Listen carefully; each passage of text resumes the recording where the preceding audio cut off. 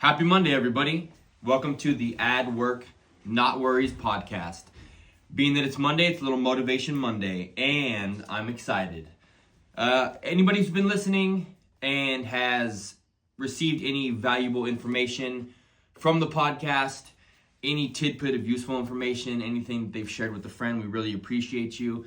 We really would be appreciative if you would share this with anybody who you think could utilize any of the tools we discuss, any of the information, and also a huge help to us, a huge help if you could go on to Apple Podcasts, Spotify, give us a review, a 5-star review with a little tidbit of a description of why you're reviewing is super helpful. Honestly, if it's 2 words, great. Those 2 words really help boost and reinforce the review as opposed to just clicking stars and being out. If you can review us, if you can share, we really appreciate it. And that's you. I'm talking to you. Enough of that. Today, I want to discuss something I touched on last week in our podcast. And it was this idea of a sticky note and how I often use the sticky note thesis in putting together a pro forma or for a business plan or for anything surrounding what I'm doing in life and business. Often I have this idea that if it can't be summarized on a sticky note, then it's not a quality idea. I wanted to expand on that, and not so much surrounding the sticky note, but just surrounding the idea of what the sticky note represents. And I think the sticky note represents our gut instinct and our ability with our intuition to make decisions. I'm going to steal some of my information today from Malcolm Gladwell. Some of the books that he has written and some of his theories really strike home to me. He discussed this in detail if you haven't read the book Blink. It's a great book about intuition. And some of the ideas I talk about today are going to be directly from that book. So thank you, Malcolm Gladwell. You're the man. I really enjoy you. Yeah, let's jump in. I'm going to start with a quote. And this quote is from the late Steve Jobs. It's a simple quote. He said, "Intuition is a very powerful thing, more powerful than intellect." Interesting.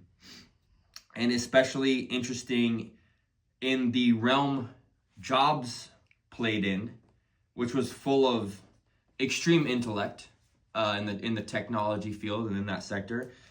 But I think, one of Steve Jobs' core functions was to practice on intuition, whether it be product, business, etc.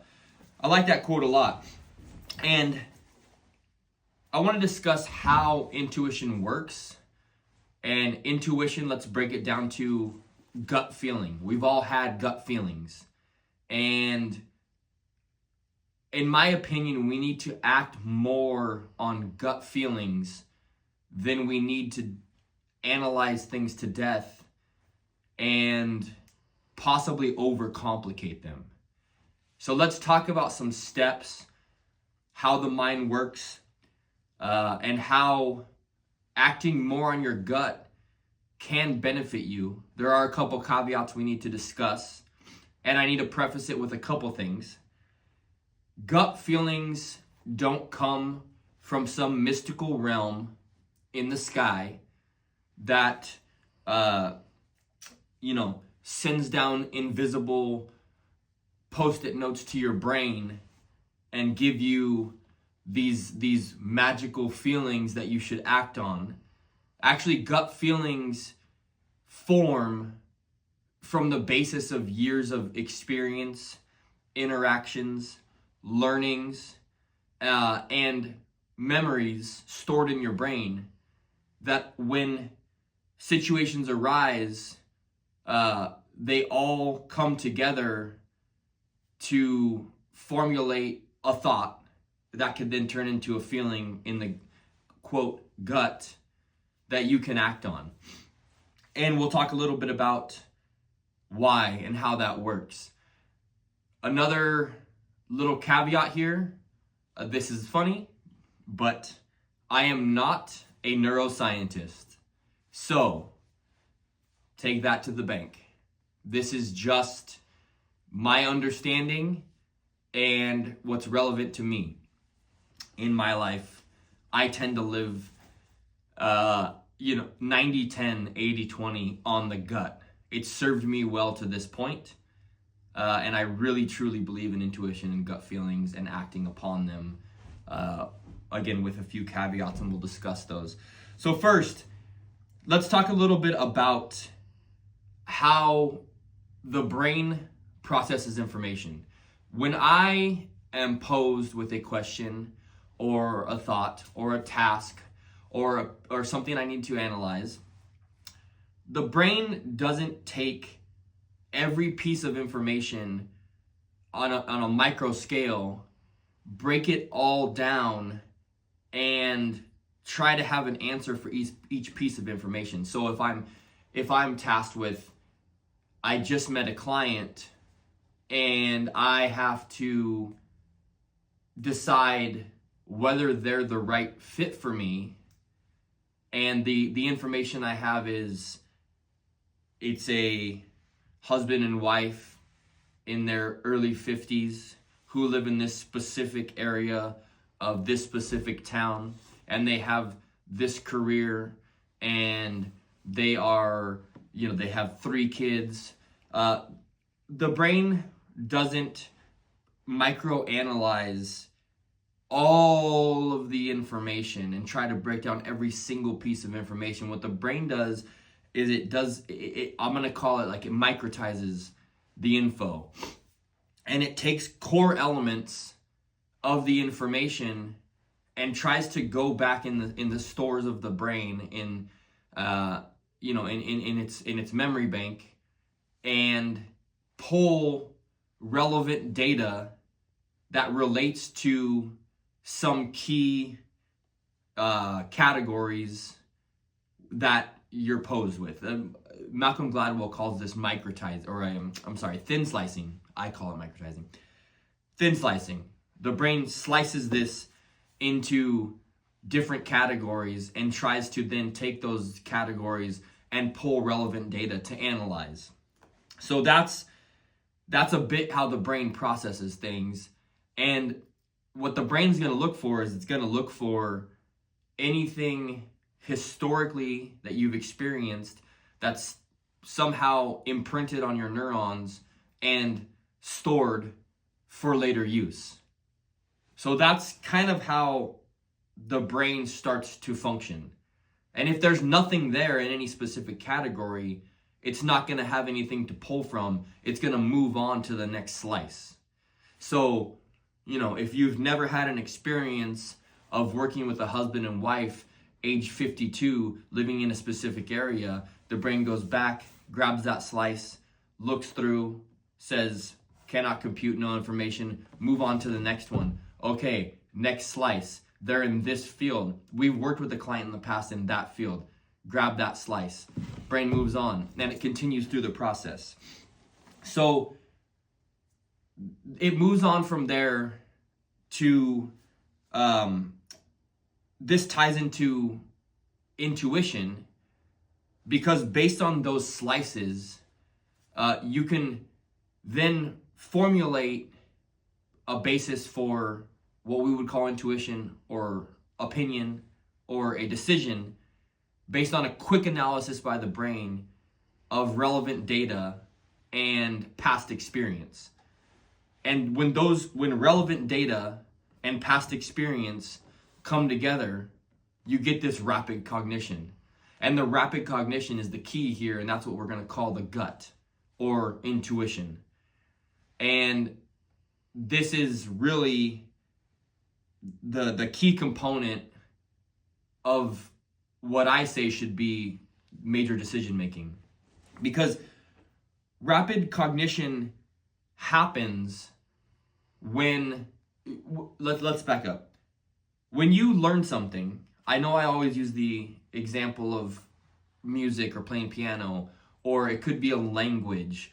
But this ties into when you learn something, when you have a success or a failure in business, when you have an experience with a person that's positive or negative, when you have an experience that makes you happy or sad. Those are all experiences that fire through your neurons, and you've either experienced it before and there's already a neural path in your brain that you can follow, and you know the outcome because you've experienced it. And if you don't, oftentimes your brain will form new neural connections, and with those new neural connections, that event memory knowledge will be stored in an area of your brain.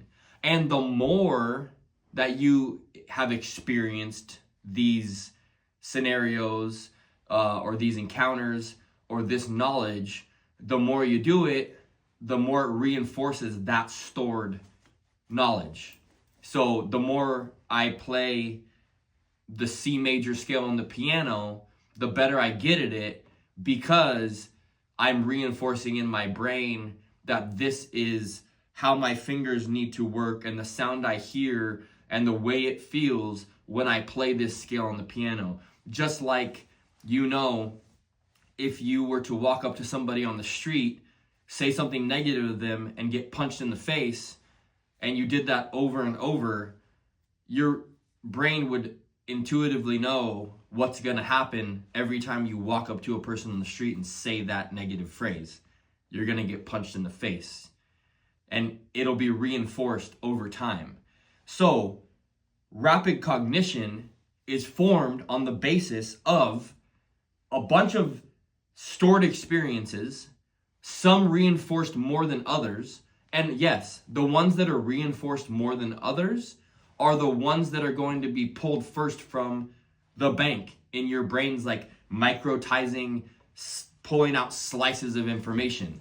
The ones that are most reinforced are the ones that are going to be pulled first. And that's what's going to be used to form the basis of the next step, which is like this rapid cognition.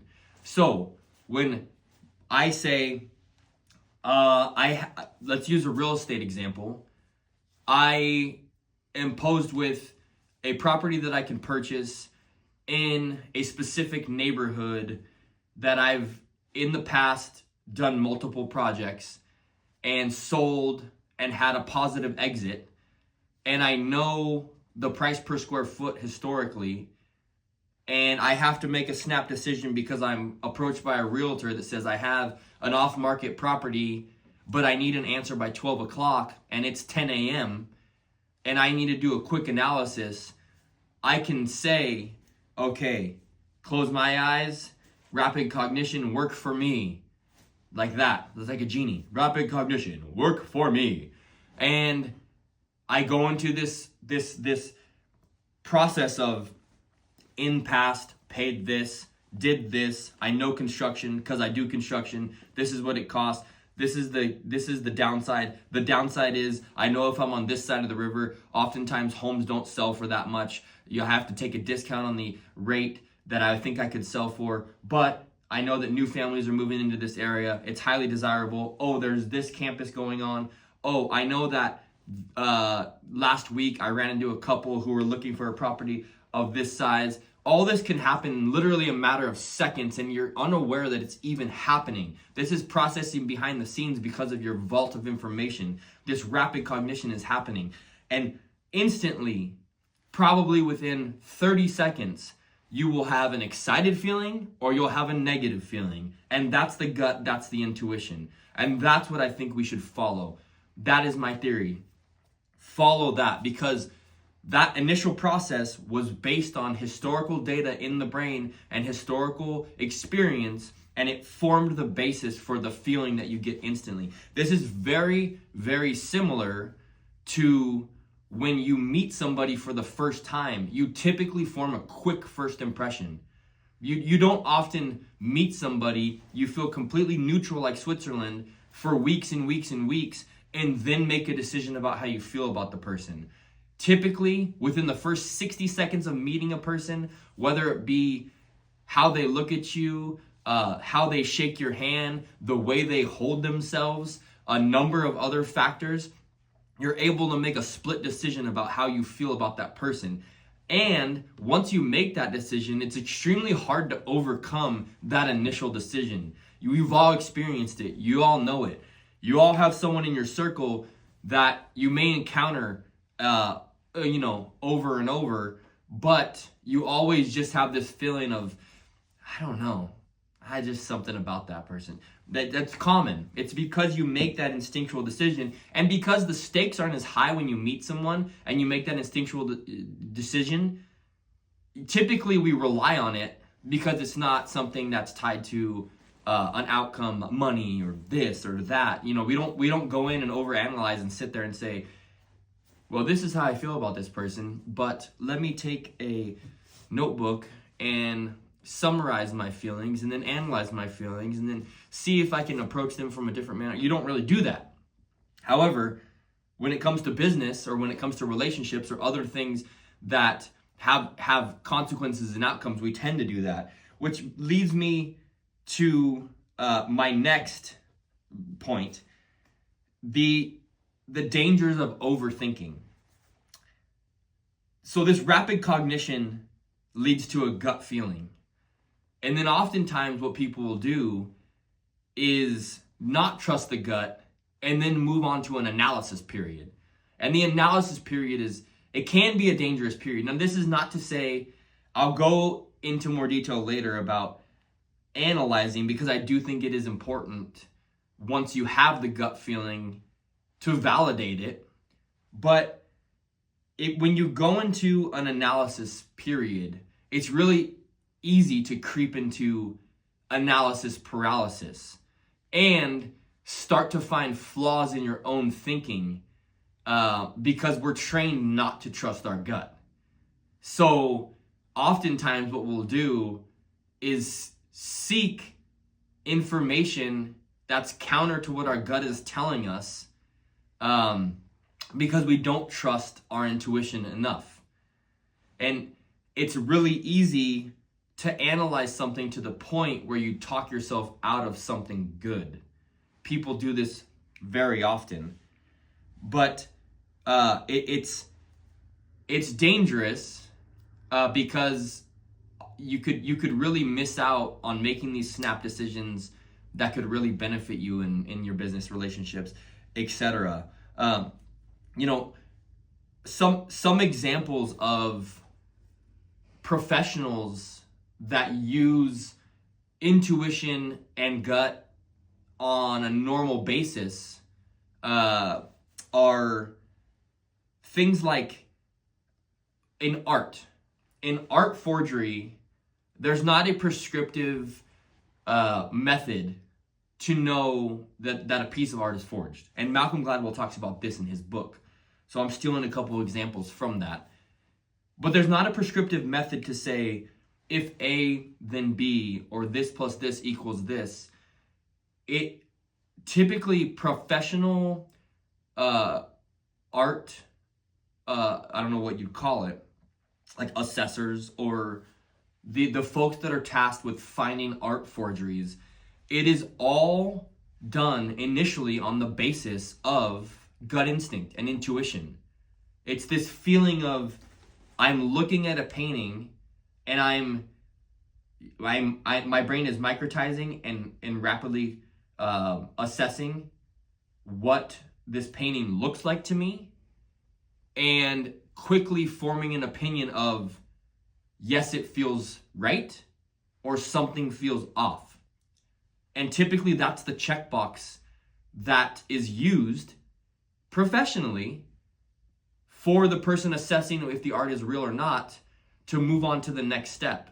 They will check the box based on intuition of something feels off because they know over the years and years or decades of viewing thousands or tens of thousands of pieces of art, seeing some that are real, some that are fake. They're able to take these little tidbits of information stored in their cells, in their brain or their neurons, and have a jump decision. It feels off, it feels right. And that's enough to check the box to move on to the next step to go into a deeper analysis. You also find this in detective work. How many detective shows have you watched where Detective A goes in, Detective B goes in, maybe there's a list of suspects and 5 of them are dismissed simply on the basis of, I think he's telling the truth. This is the feeling I got from that person. I don't think they're lying. I mean, this is like Detective 101. This is my gut instinct and I'm going to follow it. I feel that this suspect is hiding something. It's an intuition. I don't have any concrete facts. There's just something in the way that they tilted their head and looked at me and words that came out of their mouth that gave me an intuition that they're hiding something. Check that box. We're going to move on to the next step in analyzing that theory. It's a very common practice to trust intuition in fields like this. The caveats I discussed earlier, or I didn't discuss, but I said I would discuss. It's really important when thinking about intuition and gut decisions that you're aware of your biases, because everybody has biases.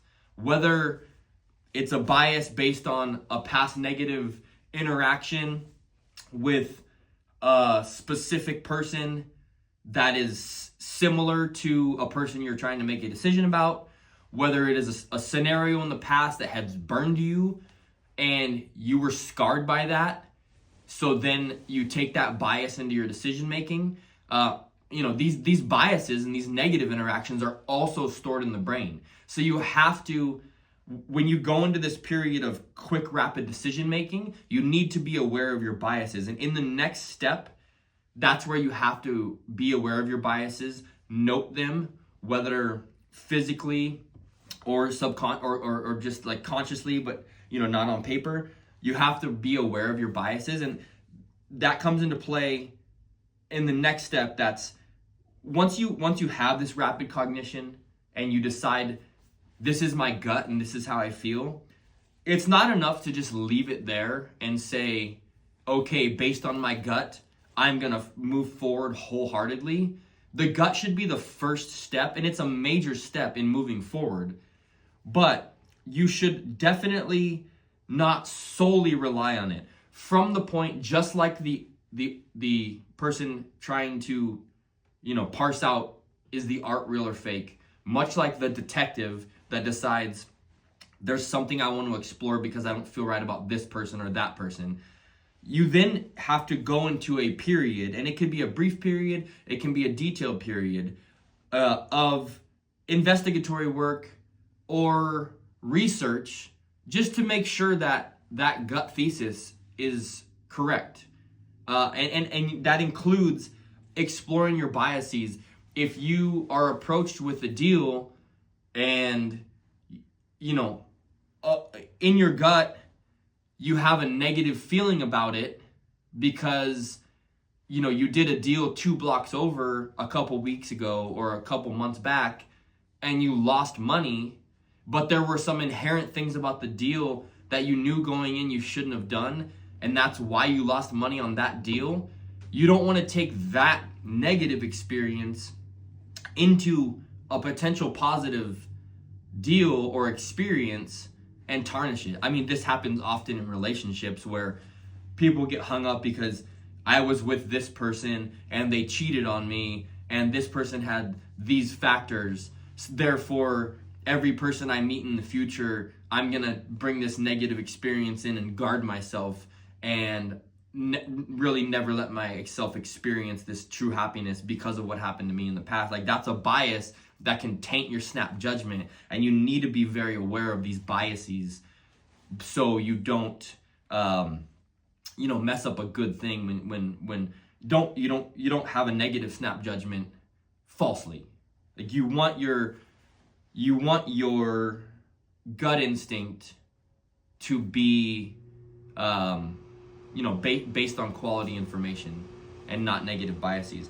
So, in that investigatory period, like, you should just find some supporting evidence to support your thesis.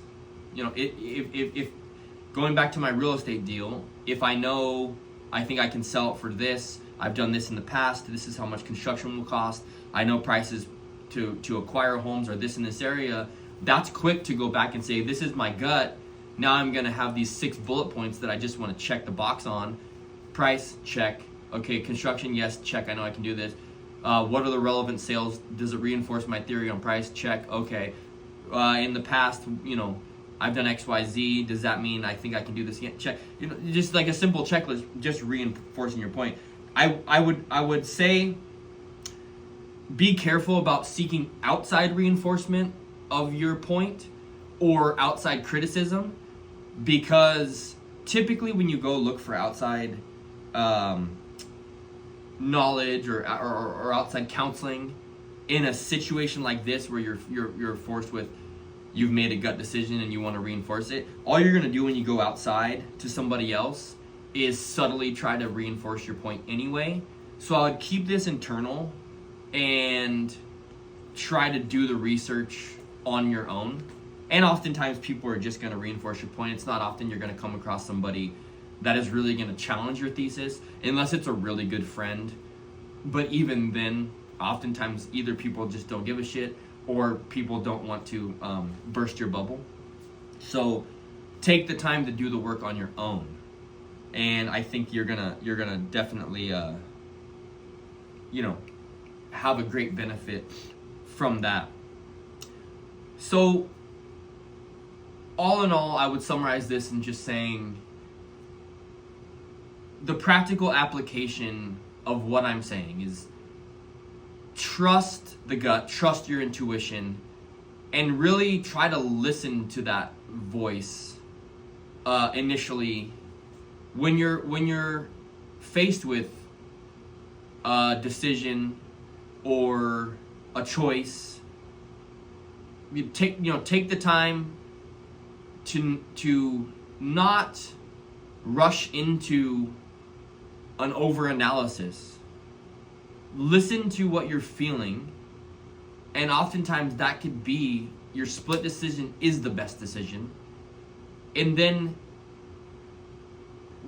take the time to research and internalize and figure out why you feel that way, if there's any biases leading to that. And if not, you should move forward based on that intuition. And I think it will serve you well moving forward. That's all for today. That's my thoughts. I really appreciate everybody.